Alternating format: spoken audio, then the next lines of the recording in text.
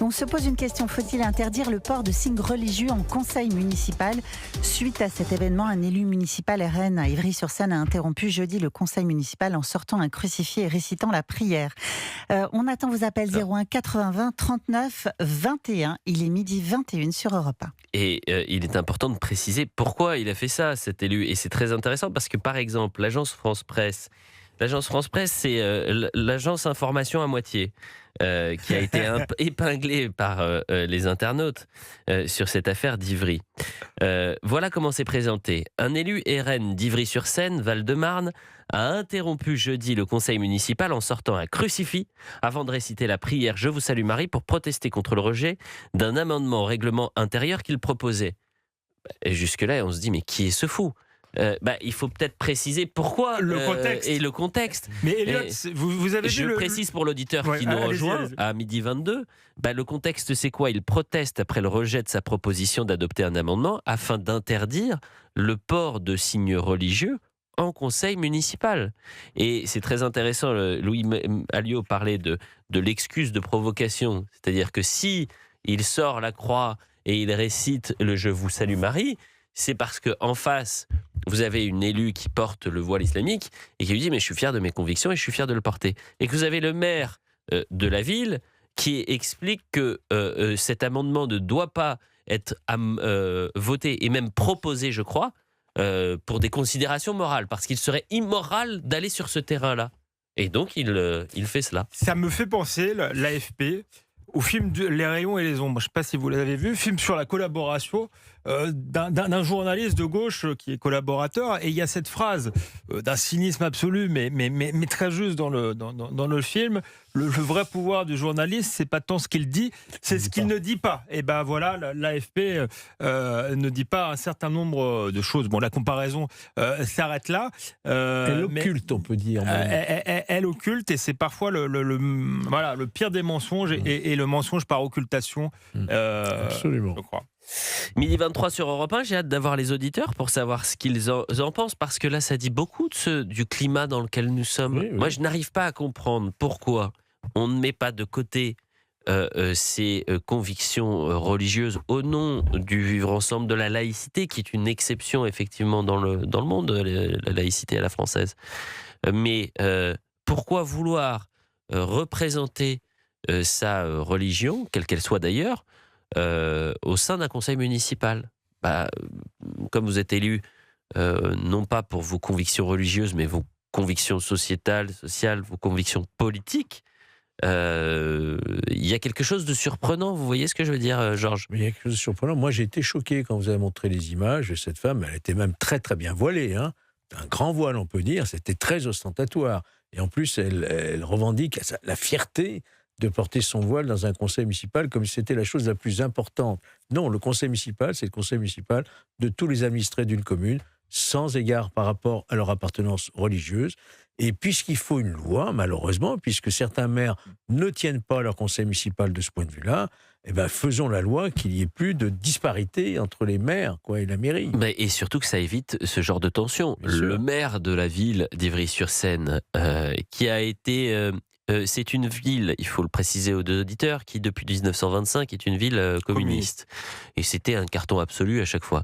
Là, il a été réélu, je crois, à 53%, si je ne m'abuse, au second tour. Et pour la première fois, ça a été d'ailleurs un coup de tonnerre, le candidat RN a fait plus de 10%. Donc, quand il parle de crimes politiques, le maire du Parti communiste, enfin le maire d'Ivry-sur-Seine, lié au Parti communiste français, bon, moi j'imagine que ces mots ont dépassé sa pensée, parce que si de sortir une croix et de réciter un je vous salue Marie est un crime politique, qu'est-ce que sont les crimes politiques que nous avons dû couvrir ou même historiquement traiter? René est en direct avec nous. Bonjour René. Oui, bonjour. J'ai très peu de choses à dire, mais je suis très énervé par ces histoires de symboles religieux depuis l'affaire d'un collège dans la région parisienne. Je me souviens que le principal s'appelait Monsieur Cheneviève. Voilà, L'affaire de Creil. Alors, symbole religieux, ça ne veut rien dire. C'est comme quand vous avez une affaire avec les gendarmes, vous portez plainte, vous dites « il a frappé ma voiture à coups de marteau » et ils écrivent « mon véhicule ». Un véhicule, ça peut être une trottinette, un avion de ligne, un hélicoptère, c'est du langage débile. Alors, signe religieux ne veut rien dire. Pourquoi ? Parce que c'est englobé, de même que véhicule, une petite croix autour du cou, une petite main de Fatma et un uniforme. Moi, ça ne me gêne pas que les gens aient des bijoux à caractère religieux. Les gens y croient, ça ne me gêne pas. C'est pour ça qu'il faut... Ce qui me gêne, c'est que quelqu'un qui porte le foulard c'est les signes islamique... ostentatoires. C'est les signes discrets ou non discrets. Voilà, ça, c'est encore du langage juridique qui ne veut rien dire. Signe ostentatoire, comment c'est défini ? Quand on dit signe ostentatoire, vous avez Mélenchon qui parle de croix grande comme le bras. Non, moi, ce qu'il faut interdire, c'est les vêtements religieux. Écoutez, une loi en tous qui les cas, interdise les vêtements je vais vous religieux. dire, votre avis, René, qui nous appelle de Haute-Garonne, est partagé par 61% des Français. 61% des Français, c'est un sondage qui avait été proposé par Public Sénat, média de confiance, 2024. 61% des Français seraient favorables à une interdiction du port de signes religieux visibles dans l'espace public.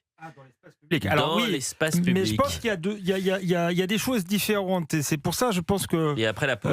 C'est-à-dire qu'il y a une question de laïcité et je pense que... Je suis même étonné en fait que dans le conseil municipal on ait le droit de porter un voile. Ça me paraît aberrant. Surtout que les agents municipaux, eux, sont interdits.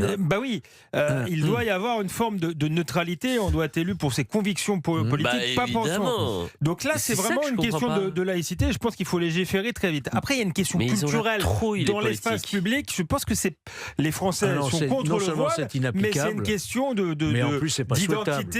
d'identité. C'est pas une question de laïcité. Si ce serait souhaitable dans l'absolu, mais c'est trop tard. Il faut légiférer très vite, dites-vous, Alexandre Devecchio. Les politiques, comme les médias, ont une peur bleue de ces sujets. Mais ça peut se comprendre, pardonnez-moi. Regardez, on a perdu 10 ans. L'élu RN, donc l'élu local d'Ivry-sur-Seine qui a présenté cette croix, il a été ciblé par la France Insoumise et notamment Thomas Porte et accusé d'islamophobie. On sait quelles peuvent être les conséquences dramatiques d'une accusation en islamophobie. Donc les médias ont la trouille. Ce matin, on est les seuls à en parler. Elliot, c'est pour ça qu'il faut légiférer. Parce que sinon, on laisse les politiques ont la trouille aussi. Les conseils municipaux face à eux-mêmes et face à des dérives. Mais ils ont la trouille. On est malheureusement entouré de trouillards. 12h29 sur Europe 1. On revient dans un instant pour la suite et on va parler des vacances, mais pas de la meilleure des manières, puisqu'on va parler du risque de grève. Tiens, c'est reparti à la SNCF. Elliot de Vallée-vous, c'est jusqu'à 13h et on attend vos témoignages. Réagissez, intervenez, débattez, témoignez 01 80 20 39 21. L'appel est non surtaxé, 12h29. On arrive dans un instant.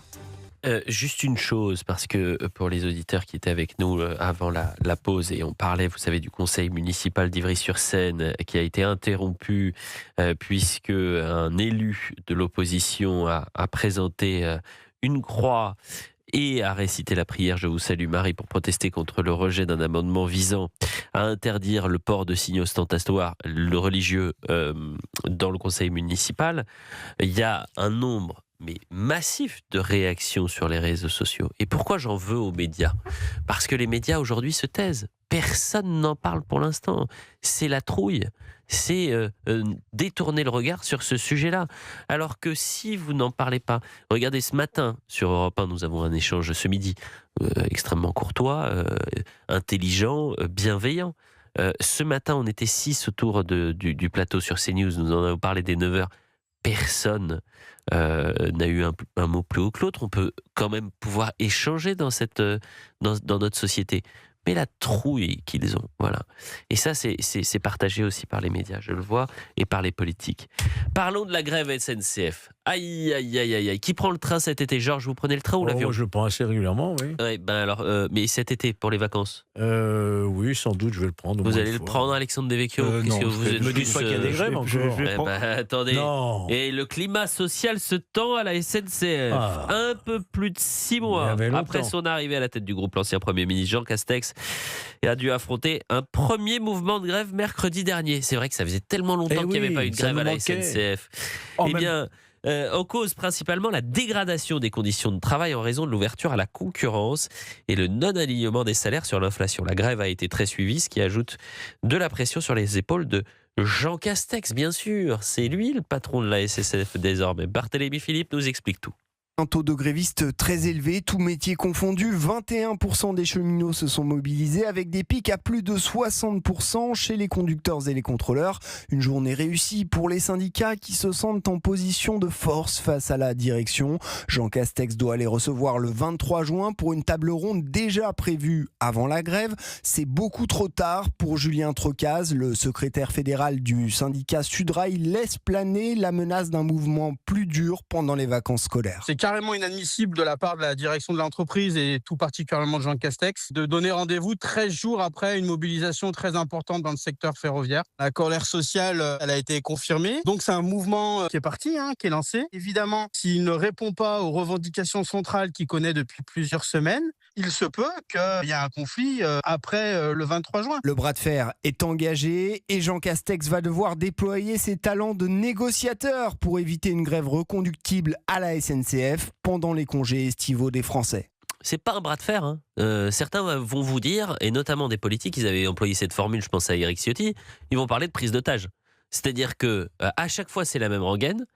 Coup de pression des cheminots et des syndicats à la SNCF, et vous allez vous retrouver avec la tremblote pendant les vacances d'été pour les familles, les enfants qui ont envie de retrouver, souvent c'est le moment où on va retrouver ses grands-parents, de se dire, est-ce qu'on va se coltiner une nouvelle grève? Alexandre Devecchio, vous qui soutenez souvent les mouvements de grève. Oui, mais même les cheminots, je vais vous dire une chose, je les ai souvent soutenus parce que je trouvais que c'était bien qu'il y ait un service public du rail en France, que c'était une question d'égalité territoriale, mais ils sont de moins en moins défendables. Et autant je pense que les lignes de chemin de fer, les trains doivent continuer à être gérés par l'État, autant je pense qu'il faut en finir avec un statut de fonctionnaire qui rend les gens finalement inamovibles et irresponsables. Les cheminots sont en train d'une certaine manière de creuser leur tombe parce que je pense que les gens vont vouloir une privatisation. Alors je suis plutôt contre la privatisation, mais moi je suis pour qu'on enlève leur statut. Je pense qu'il n'y a pas besoin d'un statut de fonctionnaire. Mais sans aller jusque-là. Mais si on s'inspirait, s'ils sont intouchables. Si on s'inspirait du régime italien, qui a quand même réglé en grande partie le problème, puisque les Italiens ont interdit cette grève à certaines périodes de l'année. Les vacances de Noël, les départs en grandes vacances, etc. Ça n'est pas une atteinte au droit de grève dans l'absolu, mais tout droit a des limites. Et le droit de grève aussi est réglementé. Pourquoi ne pas protéger un peuple tout entier d'une grève? Effectivement, c'est une prise d'otage de ceux qui veulent revoir leur famille. Philippe Tabarot, le ministre des Transports, il avait prévu d'ailleurs cette réforme. Ça faisait bien longtemps qu'on n'avait pas eu un ministre des Transports courageux, et puis surtout dont on se souvient, qui connaît ses dossiers. Absolument. Et qui ne fléchit pas quand il y a la pression des uns et des autres. Je pense par exemple avec les aiguilleurs du ciel, toute la polémique avec les aiguilleurs du ciel, il était sur le terrain et sur le pont pour faire face et faire développer justement les lois qu'il voulait mettre en œuvre avant même qu'il n'arrive au gouvernement, lorsqu'il était sénateur, si mes souvenirs sont bons. Oui, il avait déposé une proposition de loi. La sécurité dans les transports en commun, qu'il a musclé.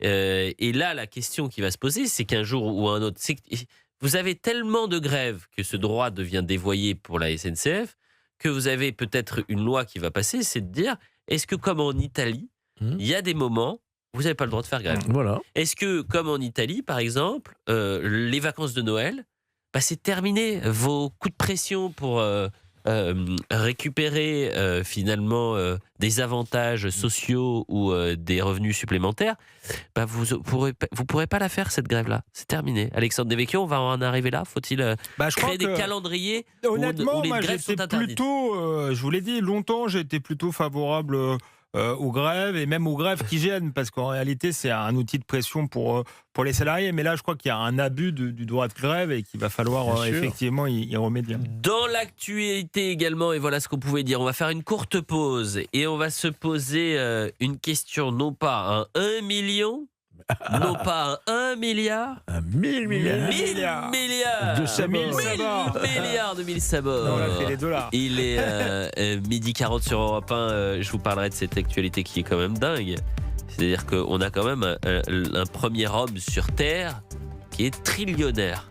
Ouais. Vous avez les millionnaires. Ils n'ont pas très bonne presse du côté de la France Insoumise, je crois, les millionnaires. Les milliardaires, ils ont encore moins bonne presse. Mais alors, Du les côté de trillionnaires. Mais alors, le trillionnaire, je peux vous dire, c'est l'ennemi public numéro 1. Le trillionnaire, je peux vous dire, il y a une pancarte. Avant, il y avait le mur des cons au syndicat de la magistrature. Mais dans certaines associations d'extrême gauche, vous avez le trillionnaire maintenant, l'affiche du trillionnaire. Elon Musk, qui désormais a une fortune estimée à 1000 milliards. On en parle dans quelques instants. Elon Musk devient le premier trillionnaire de l'histoire avec l'entrée en bourse de SpaceX. Il voit sa fortune dépasser les 1000 milliards de dollars. Je rappelle quand même que 1000 milliards de dollars, c'est quasiment le produit intérieur brut de pays comme la Suisse ou encore la Pologne. Elon Musk dispose à lui seul de cette fortune-là, une puissance économique qui a triplé depuis fin 2024. C'est grâce à cette entreprise SpaceX qu'il peut regarder très très haut et regarder les étoiles jusque Mars également, puisque il détient également d'autres entreprises. On pense notamment à Tesla où c'est désormais le propriétaire de X anciennement Twitter. 1000 milliards, Georges Fenech, ça vous donne le tournis, 1000 milliards? La question, c'est de savoir qu'est-ce qu'il en fait de cet argent. C'est surtout ça. S'il nous emmène sur Mars, moi, ça me va très bien. Je pense qu'il est capable. Il est capable de faire un bond à l'humanité. Comme il est assez fou pour faire des projets fous, il serait capable, effectivement. Starlink, notamment aussi. Ouais, mais ça marche en il est plus. aussi capable de déshumaniser l'humanité parce qu'il est aussi pour le transhumanisme, un certain nombre de choses. Alors moi, il me fascine. Mais il a aussi un côté effrayant. Et quand même, la question que ça pose, personne n'est communiste sur ce plateau, mais est-ce que quand on a des personnes plus puissantes que les États, à un moment donné, cette richesse-là pose quasiment des questions démocratiques. Alors c'est une fortune qui est fluctuante, bien évidemment, puisque c'est au moment aussi, parce qu'on n'arrive pas de l'entrée en bourse de SpaceX. Donc quand vous avez cette entreprise qui entre en bourse et qui est cotée, est-ce que c'est une surcotation de cette entreprise? Mais moi, ce qui me fait sourire, c'est que, et c'est ce qu'on s'est dit ce matin sur CNews, j'ai dit 1000 milliards, c'est un petit joueur. Nous aussi, on connaît 1000 milliards. C'est même pas 1000 milliards de dollars, c'est 1000 milliards d'euros. De dettes, c'est ça qui est 1000 milliards de dettes, 1000 milliards d'euros de dettes en l'espace de 10 ans. Et pourtant, moi, c'est ça que j'ai du mal à comprendre. Le Mozart de la finance, il n'est pas du côté de SpaceX, il est du côté de la France, il est même à l'Élysée. Donc, j'arrive vraiment plus rien à comprendre dans ce monde, cher Alexandre. Oui, et d'ailleurs, Elon Musk c'est pas un financier, c'est ça qui le rend fascinant, c'est que c'est un entrepreneur et un entrepreneur de génie. Et justement, peut-être que Emmanuel Macron aurait été meilleur s'il avait mieux compris les entrepreneurs plutôt que les financiers et les banquiers. Et oui, les journalistes devraient faire leur autocritique parfois, parce que les poncifs sur le Mozart de la finance, ils auraient peut-être pu s'abstenir de faire ce qui s'apparente quand même à un côté lèche-botte avec Emmanuel Macron quand il était au sommet. Avant de recevoir notre invité surprise, un auditeur qui souhaitait féliciter Elon Musk. Ah, visiblement, on l'a plus, notre auditeur qui nous appelait au 01 80 20 39 21. Mais c'est pas grave, on l'a rapidement, Gérald, bonjour. Oui, bonjour, pardon, excusez-moi. Écoutez, je voulais intervenir par rapport à Elon Musk. Vous allez aussi vite Elon Musk, hein, ne vous inquiétez pas, vous avez le temps. On a il n'y a pas de problème. Je suis très content que ça soit une personnalité comme lui, en fait, qui est devenu le premier trillionnaire de notre planète. Vous auriez préféré que ce soit vous quand même. Pardon ? Vous auriez préféré être le premier trillionnaire plutôt que... évidemment, mais on n'a pas en fait sa verbe en fait entrepreneuriale qu'il peut y avoir et tous les risques qu'il a pu prendre en fait pendant son histoire. Regardez, en fait, si on prend par rapport à PayPal, si on prend par rapport à Tesla, si on prend par rapport à SpaceX, franchement, on peut dire vulgairement qu'il a eu les couilles de pouvoir se prononcer aujourd'hui tel qu'il est. Donc effectivement, c'était vulgaire. C'est vulgaire. Je m'en excuse, mais c'est aujourd'hui une valeur sûre en fait au niveau du patrimoine mondial, si on peut le dire. Et en plus, c'est une personne de droite. Donc pour une fois qu'en fait il y a une personne de droite qui est trillionnaire et qui derrière en fait soutient en fait le combat en fait que l'on peut dire sur les réseaux sociaux ou quoi que ce soit. Donc non, je suis très content de lui. En plus, ça donne un exemple à beaucoup de personnes. Bon, je ne sais pas si certains se disent maintenant moi aussi je vais être trillionnaire. Vous savez, moi millionnaire, ça me suffit. Écoutez, laissez-moi 1 million. Je vais envoyer un message à Elon Musk. Laissez-moi un petit million et puis je serai très heureux. Gérald, merci. Je suis obligé de vous couper. Pourquoi ? Parce qu'on va parler de sport. Et le sport sur les antennes de Canal+ n'a pas de prix. C'est au-delà du million, du milliard, du trillion. Et nous sommes avec le directeur des sports de Canal+, cher Thomas Sénécal. Bonjour, merci d'être avec nous. Bonjour, merci de m'accueillir. C'est un plaisir d'être en direct avec vous ce samedi midi. On vous contacte parce qu'il y a un bel événement, un grand événement inédit sur les antennes de Golf Plus et Canal+. C'est ce week-end la Coupe des Capitaines, un tournoi de golf donc diffusé sur Canal+. Est-ce que vous pouvez nous expliquer ce que c'est cette Coupe des Capitaines ? Bien sûr, Elliot, la Coupe des Capitaines, c'est une opposition franco-française. Les meilleurs joueurs français sont réunis sur les parcours dans le sud-ouest de la France de Seignos, d'Ossegor et de Molière. Ça parlera bien sûr aux milliers de licenciés de golf qui nous écoutent. Et c'est une compétition sur 3 jours. La dernière journée, c'est aujourd'hui. Elle est en direct sur nos antennes. Vous l'avez dit, de Golf Plus en ce moment même, sous un grand soleil, et puis de Canal Plus à partir de 16h tout à l'heure pour le dénouement de la compétition. Les meilleurs joueurs français sont là, sont au rendez-vous, et cette compétition s'inscrit dans le cadre d'un week-end événementiel. Vous savez, c'est le printemps, c'est un moment où peut-être des gens se disent « Tiens, j'ai jamais essayé le golf, j'ai envie d'essayer », ou alors « C'est pas pour moi, mais qu'est-ce qui pourrait me faire aller essayer ?» Eh bien, ce week-end sur Canal, avec la complicité de la Fédération française de golf, on met tout en place pour attirer un maximum de public vers le golf, vers ce sport individuel qui est l'un des plus pratiqués en France, puisqu'il y a 450 000 licenciés et c'est un nombre qui ne cesse de grandir. Donc nous, sur Canal, on a réuni les meilleurs joueurs français, Antoine Rosner, Alexandre Lévy, ou encore même Victor Dubuisson, qui n'est plus golfeur professionnel, mais qui joue toujours et qui est une grande star du golf français. Ils sont répartis entre une équipe ouest de la France et une équipe est de la France. Chaque équipe a un capitaine, Grégory Avray pour l'une, Raphaël Jacquelin pour l'autre, et ils s'affrontent donc sur 3 jours dans différents formats du golf, le match-play, le pro-am, les simples, les doubles. Les amateurs et les connaisseurs apprécieront. Et plus largement, voilà, c'est un week-end au cours duquel on ouvre les portes de ce sport. Certaines peut-être se disent le golf, c'est pas pour moi, ou le golf, j'aimerais essayer, mais je ne sais pas comment m'y prendre. Et bien, ce week-end, voilà, sur Canal, on ouvre les portes et on essaie d'attirer un maximum de nouveaux pratiquants. Ça fait envie, Thomas Sénécal, parce qu'en plus, vous allez avoir des échanges entre les joueurs et les caddies, les caméras embarquées, l'interview sur le parcours. C'est une sorte de Ryder Cup à la française, Thomas Sénécal. C'est exactement ça, Elliot. La Ryder Cup, compétition longue vie à la compétition, à la Coupe des Capitaines. Permettez-moi, Thomas Sénécal, parce que je suis un amoureux du Paris Saint-Germain, je suis un enfant du Parc des Princes, et vous nous avez fait vivre sur les antennes de Canal+ depuis, sur les 2 dernières années, des émotions extraordinaires. Il n'y a que le sport pour vivre ça. Et on a vibré au gré de la campagne de Ligue des Champions du Paris Saint-Germain, et avec vous, et vraiment, c'est non pas le journaliste, mais l'enfant du Parc des Princes qui vous remercie, parce que vraiment sur les antennes de Canal+, on a pu vivre quelque chose d'extraordinaire avec la Ligue des Champions. Merci. Rassurez-moi, elle revient l'année prochaine. Droit au cœur à nos équipes, aux compliments. C'est vrai qu'on a rassemblé 3 millions de téléspectateurs, d'abonnés Canal autour de cette finale à Budapest.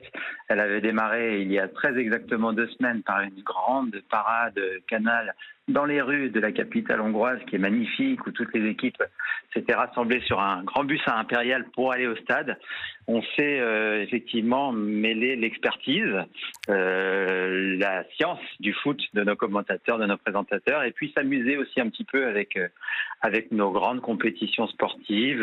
On l'a fait il y a 2 semaines sur le foot, vous l'avez dit, ça s'est terminé dans la liesse du Parc des Princes le dimanche soir. Vous y étiez peut-être, Elliot, pour célébrer cette Coupe d'Europe. Et puis on le fait un petit peu d'ailleurs de la même manière ce week-end avec le golf, ou bien dans les semaines à venir avec le rugby et les phases finales du top 14 qui constituent aussi un temps fort de la proposition sport sur Canal en ce printemps. Et puis c'est le printemps du sport, tous au sport et tous au golf. Voilà le écoutez, message qu'on a envie de passer formidable. aujourd'hui. Et le week-end dernier, évidemment, le Grand Prix de Monaco qu'on a vécu sur vos antennes.